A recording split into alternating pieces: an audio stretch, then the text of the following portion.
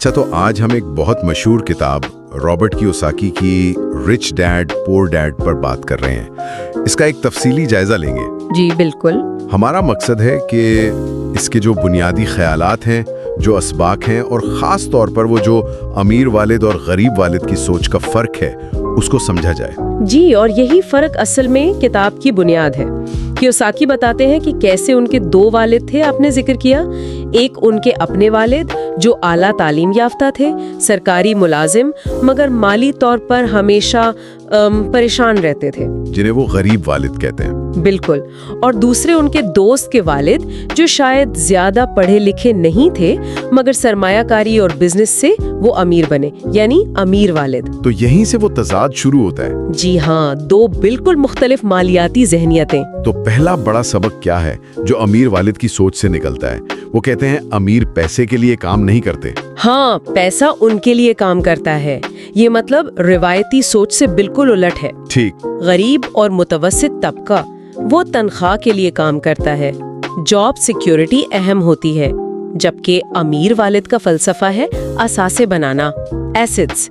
اثاثے یعنی ایسی چیزیں جو آپ کی جیب میں پیسہ ڈالیں خود بخود، چاہے آپ اس وقت کام نہ بھی کر رہے ہوں، جیسے کرائے کی جائیداد ہو گئی، یا اسٹاک سے منافع آ رہا ہے، یا کوئی بزنس جو خود چل رہا ہو۔ تنخواہ پر انحصار کرنے کے بجائے۔ بالکل، تنخواہ تو آپ کے وقت کا معاوضہ ہے، اساسس آپ کے پیسے کو کام پر لگاتے ہیں۔ اچھا، اور اسی سے جڑا ایک اور اہم سبق ہے مالیاتی خواندگی، یعنی فائنینشل لٹریسی۔ پیسے کمانے سے زیادہ اسے سمجھنا ضروری ہے۔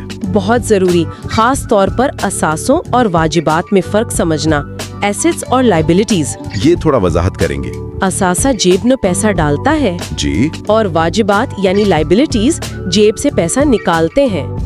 سادہ سی بات ہے۔ مثال کے طور پر جیسے آپ نے کوئی گھر کرائے پر دیا ہے، اس سے جو کرایہ آ رہا ہے وہ آپ کا اثاثہ ہے، وہ پیسہ لا رہا ہے۔ لیکن اگر آپ نے گاڑی لی ہے قرض پر، تو اس کی ماہانہ قسط ایک واجب الادا چیز ہے، وہ پیسہ نکال رہی ہے۔ ٹھیک ہے۔ اور یہیں کیوساکی کی وہ تھوڑی متنازع بات آتی ہے گھر کے بارے میں۔ ہاں، کہ گھر ایک اثاثہ نہیں ہے، یہ تو بڑی عجیب بات لگتی ہے۔ وہ کہتے ہیں کہ اگر آپ کا اپنا گھر جس میں آپ رہ رہے ہیں وہ آمدنی پیدا نہیں کر رہا، تو تکنیکی طور پر وہ ایک واجب الادا چیز ہے، لائبلٹی، کیونکہ اس پر خرچہ ہو رہا ہے، مینٹیننس، ٹیکس وغیرہ۔ وہ پیسہ نکال رہا ہے، ڈال نہیں رہا۔ یہ تو روایتی سوچ کے بالکل خلاف ہے کہ گھر سب سے بڑا اثاثہ ہوتا ہے۔ جی، یہ غریب والد کی سوچ تھی۔ امیر والد کی نظر ہمیشہ کیش فلو پر ہوتی ہے، پیسہ آ رہا ہے یا جا رہا ہے۔ سمجھ گیا۔ پھر ایک نقطہ ہے اپنے کام پر توجہ دیں، یعنی مائنڈ یور اون بزنس۔ ہاں، اس کا مطلب یہ نہیں کہ دوسروں کے معاملات میں دخل نہ دیں، اس کا مطلب ہے کہ اپنی نوکری یا پیشے کے ساتھ ساتھ اپنے اثاثوں کا پورٹ فولیو بنانے پر توجہ دیں، اپنا بزنس، اپنی سرمایہ کاری۔ اچھا۔ نوکری آپ کا پیشہ ہو سکتا ہے، لیکن آپ کا اصل بزنس آپ کے اثاثے ہیں۔ اور پھر کارپوریشنز کی طاقت کا ذکر ہے۔ امیر لوگ ٹیکس بچانے کے لیے ان کا استعمال کرتے ہیں، یہ کیسے؟ دیکھیں، مختصراً یہ کہ قانونی طور پر کارپوریشنز کو کچھ ایسے کاروباری اخراجات اپنی آمدنی سے مائنس کرنے کی اجازت ہوتی ہے جو ایک عام تنخواہ دار شخص کو نہیں ہوتی۔ اس سے ان کا واجب الادا ٹیکس کم ہو جاتا ہے۔ یہ بھی مالیاتی ذہانت کا حصہ ہے، سسٹم کو سمجھنا اور اسے اپنے فائدے کے لیے استعمال کرنا۔ یہ تو کافی ٹیکنیکل لگتا ہے۔ ہاں، لیکن کتاب کا زور اس بات پر ہے کہ یہ چیزیں سیکھنی چاہیے، اور اسی لیے وہ کہتا ہے کمانے کے لیے نہیں، سیکھنے کے لیے کام کریں۔ یعنی ایسی نوکری کریں جہاں آپ مہارتیں سیکھ سکیں۔ جی، خاص طور پر سیلز، مارکیٹنگ، اکاؤنٹنگ، لیڈرشپ، سرمایہ کاری۔ یہ وہ مہارتیں ہیں جو آپ کو بعد میں اپنا بزنس یا اثاثے بنانے میں مدد دیں گی۔ صرف زیادہ تنخواہ کے پیچھے نہ بھاگیں۔ اور یہ سب کرنے کے لیے خوف اور لالچ پر قابو پانا ضروری ہے۔ بالکل، یہ دو بنیادی جذبات ہیں۔ اکثر لوگ نوکریوں میں پھنسے رہتے ہیں، غریب ہونے کے ڈر سے، یعنی خوف، یا پھر وہ زیادہ پیسوں سے صرف نئی چیزیں خریدنا چاہتے ہیں، یعنی لالچ۔ صحیح۔ حقیقی مالی آزادی، وہ کہتے ہیں، ان جذبات کو سمجھنے اور ان پر قابو پانے سے ملتی ہے، تاکہ فیصلے منطق کی بنیاد پر ہوں، جذبات کی نہیں۔ اب اگر کتاب کے انداز کی بات کریں تو کافی سادہ ہے، بات چیت والا انداز ہے۔ جی، بہت آسان فہم ہے۔ اساسے خریدو جیسے جملے بار بار آتے ہیں، یہ نئے سیکھنے والوں کے لیے اچھا ہے، حوصلہ بڑھاتا ہے۔ لیکن اس پر تنقید بھی ہوتی ہے کہ یہ بہت زیادہ سادہ ہے، عملی تفصیلات کم ہیں۔ ہاں، یہ تنقید بالکل ہوتی ہے۔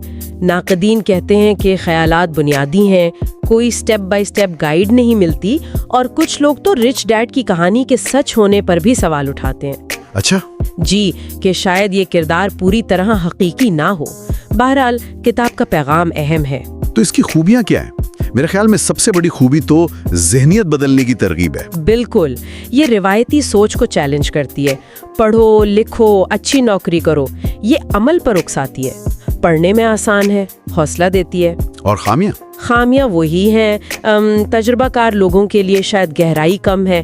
کچھ مشورے جیسے زیادہ رسک والی سرمایہ کاری وہ بغیر تحقیق کے خطرناک ہو سکتے ہیں۔ صحیح۔ اور ہاں، یہ بھی کہا جاتا ہے کہ یہ کاروبار کو نوکری پر کچھ زیادہ ہی غیر ضروری فوقیت دیتی ہے، جبکہ ہر کوئی کاروباری نہیں بن سکتا یا بننا چاہتا۔ تو کن لوگوں کو یہ خاص طور پر پڑھنی چاہیے؟ میرا خیال ہے یہ ان لوگوں کے لیے بہترین ہے جو ابھی اپنا مالی سفر شروع کر رہے ہیں، جیسے طلباء، نوجوان پروفیشنلز، یا وہ لوگ جو محسوس کرتے ہیں کہ وہ 9 سے 5 کے چکر میں پھنس گئے ہیں اور کچھ بدلنا چاہتے ہیں، جو صارف کی ذہنیت سے نکل کر سرمایہ کار کی ذہنیت اپنانا چاہتے ہوں۔ بالکل، ان کے لیے یہ ایک اچھی شروعات ہے۔ تو خلاصہ یہ ہوا کہ رچ ڈیڈ پور ڈیڈ کوئی عملی گائیڈ بک یا نقشہ نہیں ہے؟ نہیں، نقشہ نہیں ہے، بلکہ یہ ذہنیت بدلنے والی کتاب ہے۔ یہ آپ کو سوچنے پر مجبور کرتی ہے کہ آپ اپنا نقشہ خود کیسے بنائیں۔ جی، اسے ایک چنگاری سمجھیں جو آپ کو پیسے کے بارے میں، دولت کے بارے میں ایک بالکل مختلف زاویے سے سوچنے کا چیلنج دیتی ہے۔ بالکل۔ تو آخر میں ایک سوال اپنے سننے والوں کے لیے چھوڑ جاتے ہیں جس پر وہ غور کر سکتے ہیں۔ کیوساکی کا یہ جو نظریہ ہے کہ گھر جیسی چیز اگر وہ آمدنی نہ دے تو وہ اثاثہ نہیں بلکہ واجب الادا ہے۔ جی، کیا آج کی معیشت میں یہ نظریہ زیادہ وزن رکھتا ہے، یا وہ جو پرانی سوچ ہے کہ اپنا گھر ہونا ہی سب سے بڑا مالی تحفظ اور حتمی اثاثہ ہے، کیا وہ آج بھی زیادہ درست ہے؟ یہ ایک دلچسپ سوال ہے سوچنے کے لیے۔